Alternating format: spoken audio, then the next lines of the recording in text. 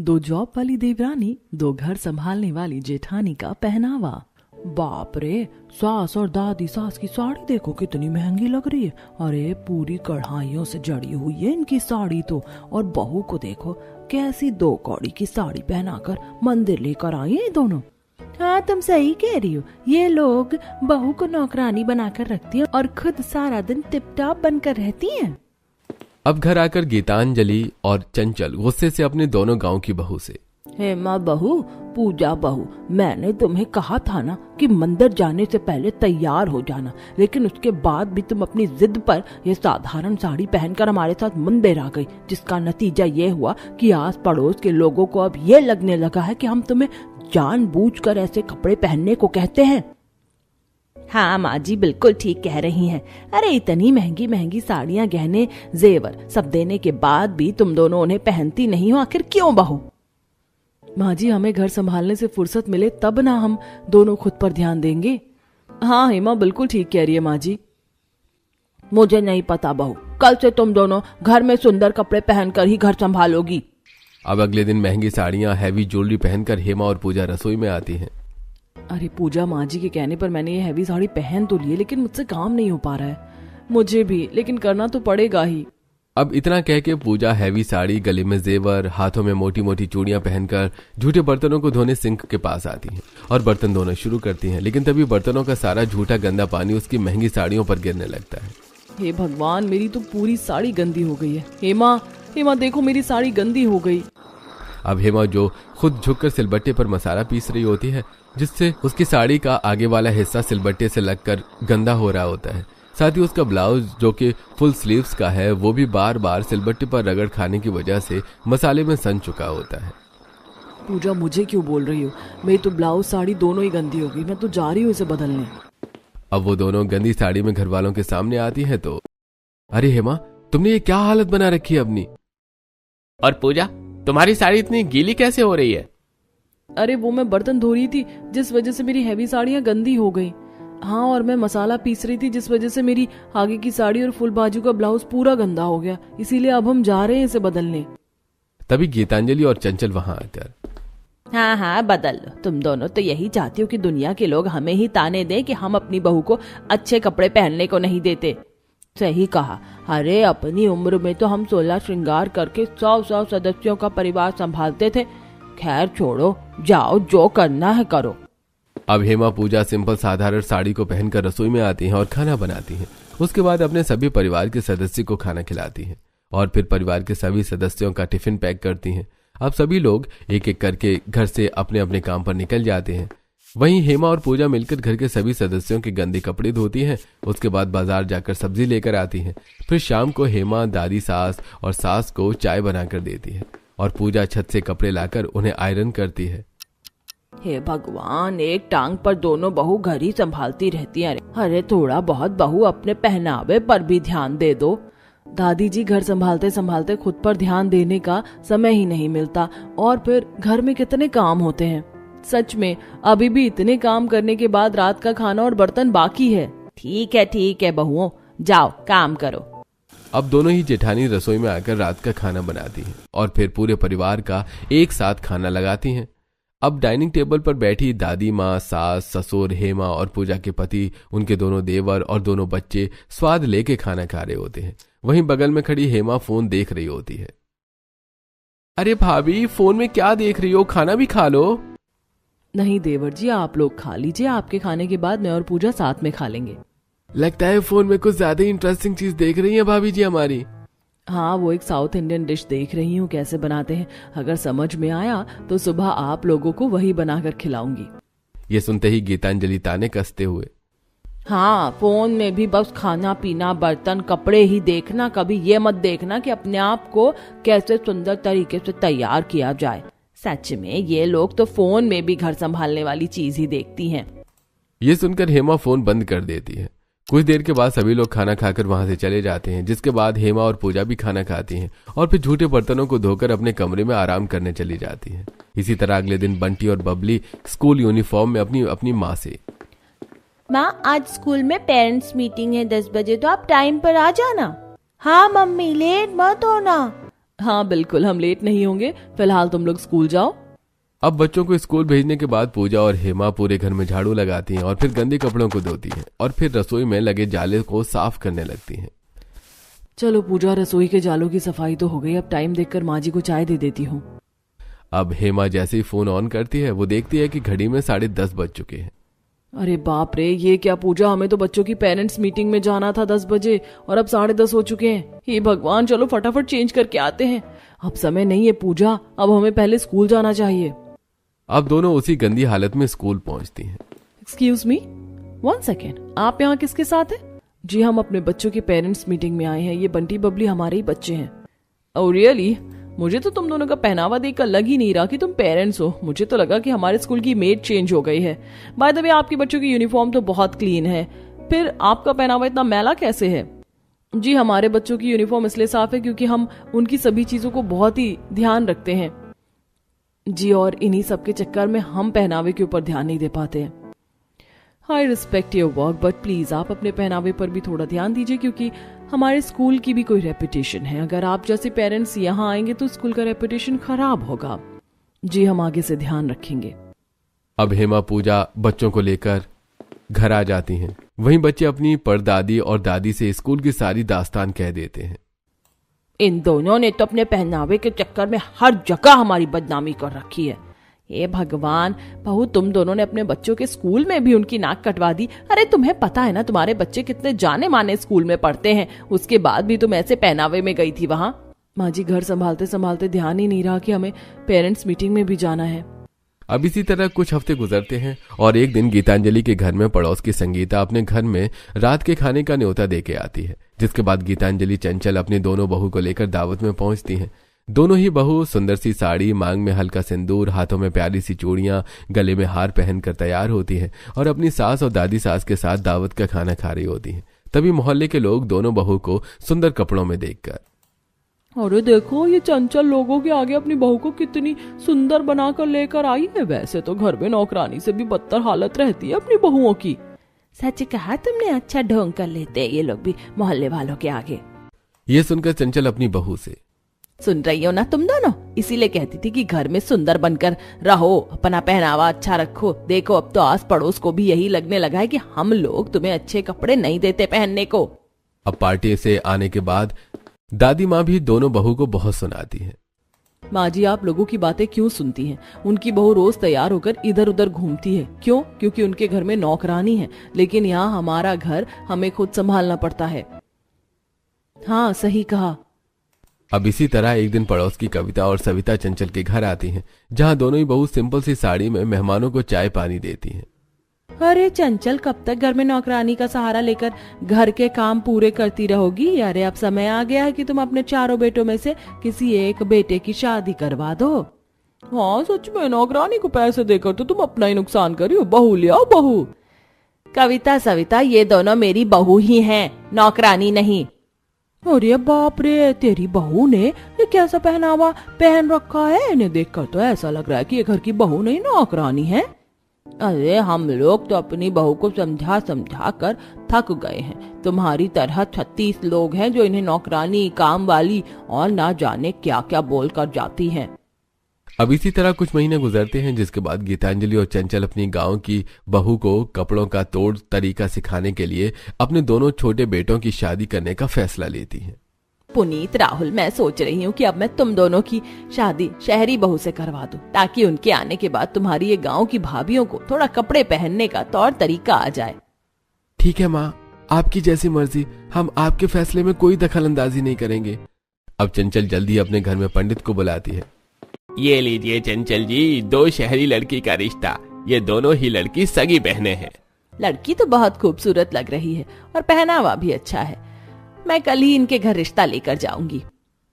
अब चंचल लड़की वालों से मिलकर कुछ ही हफ्तों में पूरे विधि विधान के साथ अपने बेटों की शादी शहरी मॉडल लड़कियों से करवा देती हैं। अब दोनों ही शहरी बहू कलश गिराकर घर में गृह प्रवेश करती हैं। बहू, रात बहुत हो गई, अब तुम दोनों अपने कमरे में जाकर आराम करो। अब दोनों ही बहू अपने कमरे में आराम करने चली जाती हैं, लेकिन फिर आधी रात को 2 बजे ऐश्वर्या डिजाइनर शॉर्ट नाइटी में पानी पीने के लिए रसोई की तरफ जा रही होती है। तभी वो देखती है कि बालकनी में अनुष्का भी नाइट ड्रेस में खड़ी है।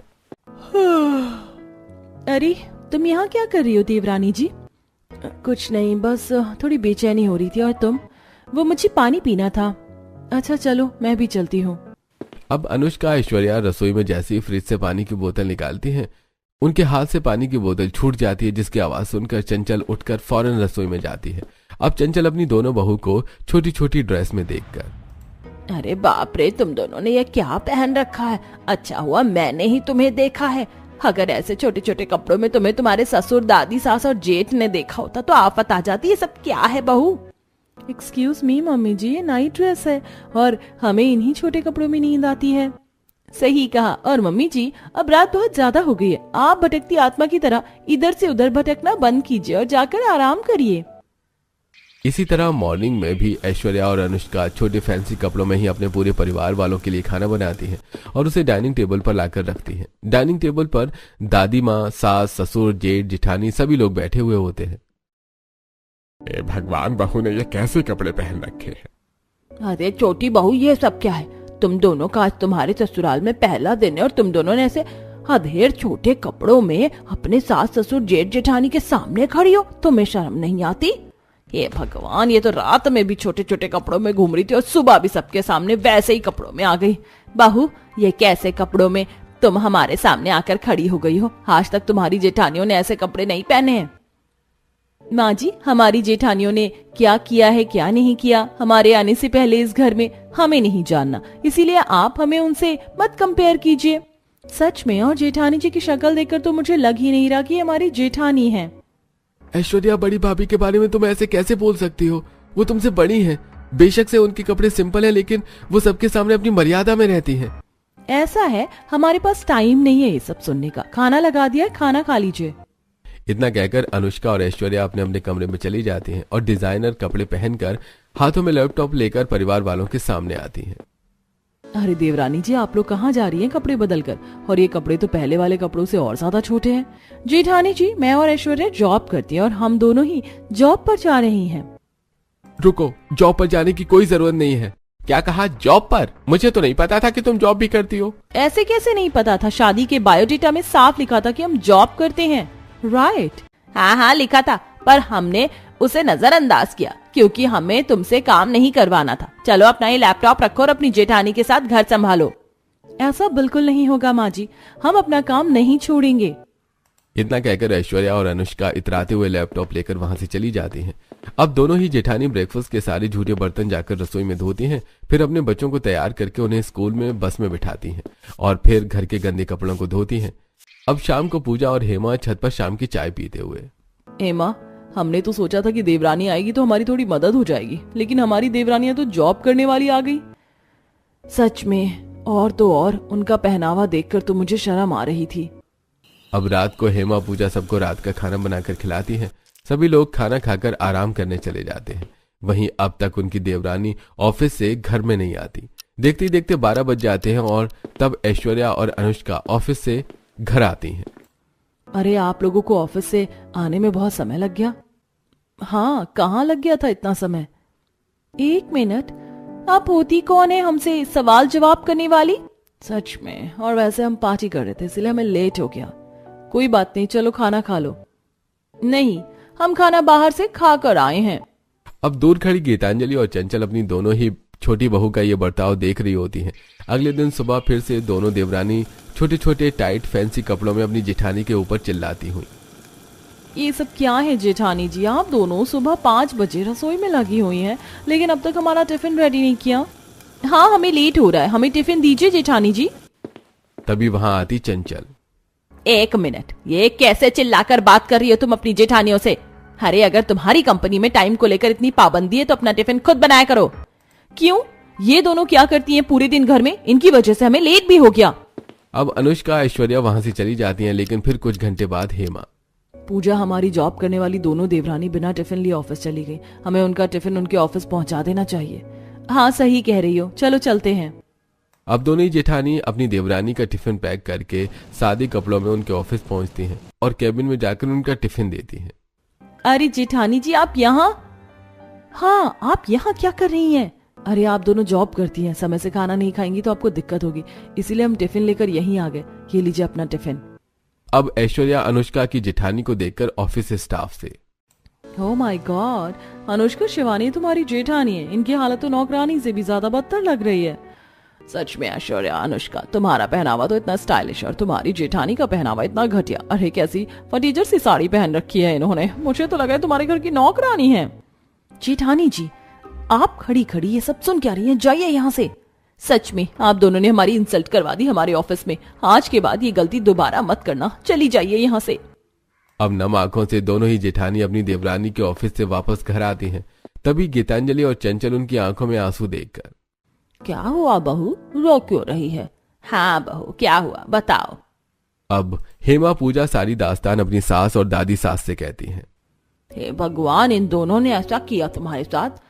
माँ जी, सोचा था शहरी बहुएं आएंगी तो मेरी साधारण बहू को पहनना ओढ़ना सिखाएंगी, लेकिन ये शहरी बहुएं तो खुद कुछ पहनना नहीं चाहती और सारा दिन अधेड़ कपड़ों में घूमती रहती हैं और साथ ही अपनी जेठानियों को नीचा दिखाती हैं।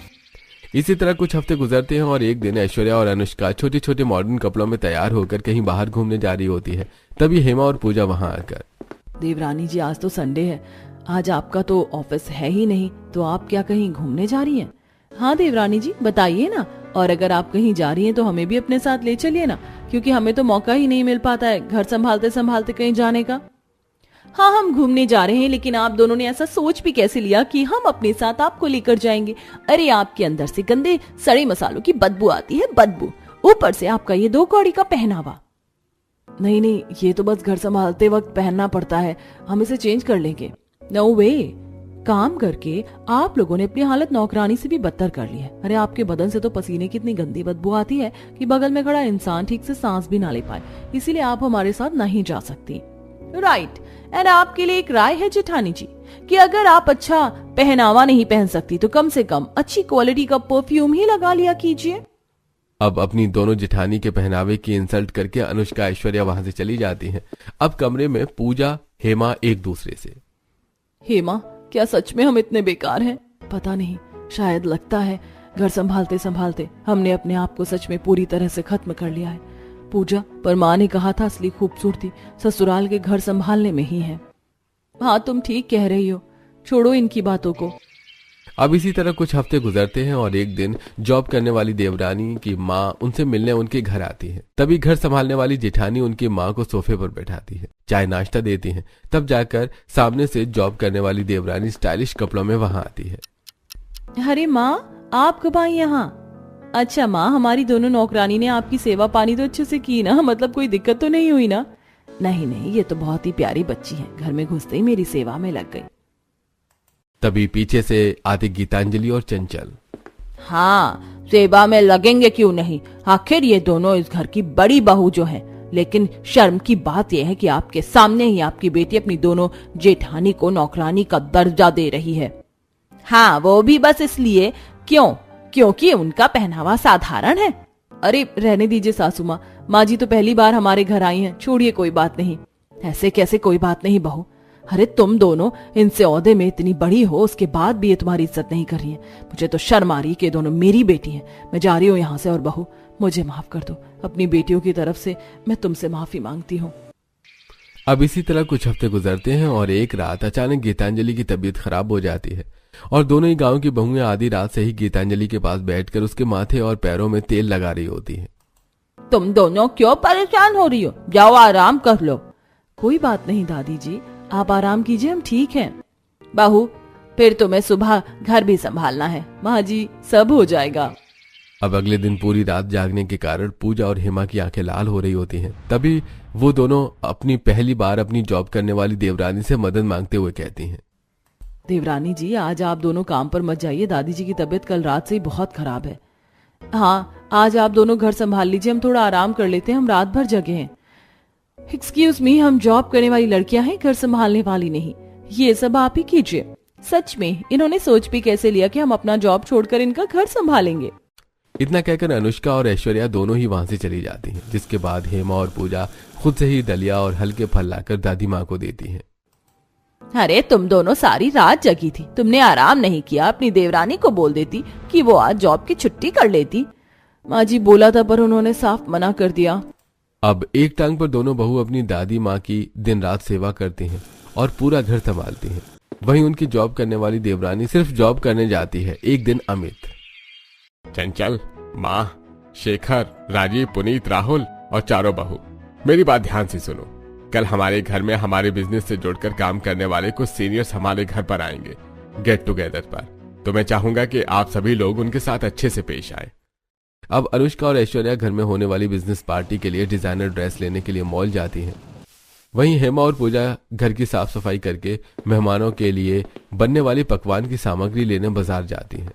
अब अगले दिन हेमा और पूजा मिलकर मेहमानों के लिए कई तरह के पकवान बनाती हैं। धीरे धीरे घर में मेहमानों का आना भी शुरू हो जाता है। नमस्कार खन्ना साहब, आइए बैठिए। महिमा जी, आप भी अंदर आइए ना। ओमकार, उर्मिला जी, सब लोग अंदर बैठिए। अब सभी लोग घर के अंदर आते हैं। बहू आओ, इनसे मिलो, ये है हमारे बिजनेस पार्टनर। अब अनुष्का और ऐश्वर्या स्टाइलिश शॉर्ट कपड़ों में बोल्ड मेकअप लिए मेहमानों से हाय हेलो करती है। वहीं गांव की पूजा और हेमा साफ सुथरी साड़ियां पहनी हुई, माथे पर छोटी बिंदी और सादगी भरा श्रृंगार करके अपने सभी सीनियर्स के पैर छूती हैं। आप लोगों से मिलकर बहुत खुशी हुई। हाँ, मुझे भी बहुत खुशी हुई आप लोगों से मिलकर। आखिर आप लोगों के कारण ही हमारा परिवार इतना आगे बढ़ रहा है। आप पार्टी में आए मेहमान जैसे ही गांव की हेमा और पूजा से बात करने की कोशिश करते हैं, ऐश्वर्या और अनुष्का बीच में ही आ जाती हैं। अरे मिस्टर खन्ना, आप इनसे क्या बात कर रहे हैं? इन्हें तो ढंग से नमस्ते भी कहना नहीं आता। ये बस किचन और झाड़ू पोछे तक ही सीमित है। देखिए ना, बिजनेस पार्टी में भी महारानी साड़ी पहनकर आ गई है, जैसे किसी मंदिर के भंडारे में जा रही हूँ। सच में ऐश्वर्या, मुझे तो इनके साथ खड़े होने में भी शर्म आती है। हमारे क्लाइंट्स क्या सोचेंगे कि इस घर की बहुएं कितनी पिछड़ी हुई हैं। जेठानी जी, आप दोनों प्लीज कोने में खड़ी रहिए या अंदर जाकर मेहमानों के लिए स्नैक्स तैयार कीजिए। यहाँ आप मजाक का पात्र लग रही हैं। तभी दादी माँ, जो अब भी हल्का बीमार थीं, वो अपनी छड़ी के सहारे हॉल में आती हैं और गांव की बहू के पक्ष में कुछ बोलने की कोशिश करती हैं। लेकिन तभी उनकी आंखों के आगे अंधेरा छा जाता है और वो बेहोश होने लगती हैं। ये देखकर गांव की दोनों बहू फौरन दादी सास को उठाकर सोफे पर बिठाती हैं और पानी देती हैं। दादी माँ, आप यहाँ क्यों आई? हाँ, आपकी तबीयत अभी थोड़ी ही तो ठीक हुई थी, आपको आराम करना चाहिए था। दादी माँ, वैसे अब आप ठीक हैं? माँ जी, आप ठीक हो? चारों पोते भी असमंजस में आ जाते हैं दादी को देख के। वहीं गांव की बहुएं दादी सास का माथा सहला रही होती हैं। अब पार्टी में मौजूद एक बुजुर्ग और सम्मानित गेस्ट, जो शहर के सबसे बड़े बिजनेसमैन हैं, वो ये सब देखकर ऐश्वर्या और अनुष्का से कहते हैं, बहू, छोटे कपड़े पहनना शायद मॉडर्न होना कहलाता होगा तुम्हारी नजर में, लेकिन छोटे विचार रखना सबसे बड़ा पिछड़ापन है। तुम दोनों के अंदर अपने पहनावे और जॉब का घमंड है, जिस वजह से मुसीबत के वक्त तुम अपनों के पास खड़ी भी नहीं हो। ये सब सुनकर बीमार दादी भी गुस्से से झुंझलाती हुई कहती है, तुमने ठीक कहा खन्ना जी। और ऐश्वर्या, अनुष्का बहू, तुम जो आज ये महंगे कपड़े पहनकर इतरा रही हो ना, ये सिर्फ दिखावा है। असली चमक तो हेमा और पूजा के चेहरे पर है, क्योंकि इनके मन में अपनों के लिए आदर है। जब मैं बीमार थी तब तुम्हारी जॉब और शॉर्ट ड्रेसेस मेरा दर्द नहीं बांट रही थी, बल्कि इन साड़ी वाली बहुओं के हाथों की सेवा ने मुझे खड़ा किया है। गीतांजलि बिल्कुल ठीक कह रही हैं। पहनावा बेशक से मॉडर्न हो, लेकिन अगर आपके अंदर संस्कार नहीं तो सब व्यर्थ है। आप लोग ठीक कह रहे हैं, संस्कार ही महत्व रखता है, पहनावा नहीं। और संस्कार हमारे गांव की भाभियों के अंदर कूट कूट कर भरे हैं। हाँ, तभी तो इन्होंने जी जान लगाकर हमारी दादी माँ की सेवा की। वही हमारी पत्नियां व्यर्थ में अपने पहनावे और फैशन में चूर रहती थी। अरे शर्म आती है हमें कि तुम हमारी पत्नियां हो। अब हर एक शख्स के मुंह से अपनी बेइज्जती सुनकर पहली बार ऐश्वर्या और अनुष्का को भी शर्मिंदगी महसूस होती है। अब वो दोनों हाथ जोड़कर अपनी जेठानी से माफी मांगती हैं। आप सभी हमें माफ कर दीजिए। हमें आज समझ आया कि असली मॉडर्न वो नहीं जो ब्रांडेड कपड़े पहने, बल्कि वो है जिसका दिल बड़ा हो। हमारे छोटे कपड़ों ने हमारी सोच को भी छोटा कर दिया था, पर आपकी सादी साड़ी ने आज इस घर की इज्जत बचा ली। जेठानी जी, हमें अपनी छोटी बहन समझकर माफ कर दीजिए।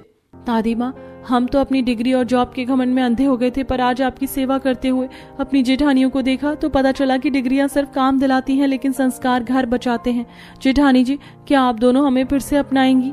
क्यों नहीं, जब हमारी छोटी बहन को अपनी गलती का एहसास हुआ है तो बड़ी बहनों का कर्तव्य है कि वो खुशी खुशी उन्हें माफ कर दें। ये सब देखकर सभी मेहमानों को बहुत खुशी होती है और इस दिन के बाद से दोनों ही देवरानी जॉब पर जाने से पहले घर का आधा काम संभाल कर जाती हैं, जिससे दोनों जेठानी भी अब अपने ऊपर ध्यान दे पाती हैं।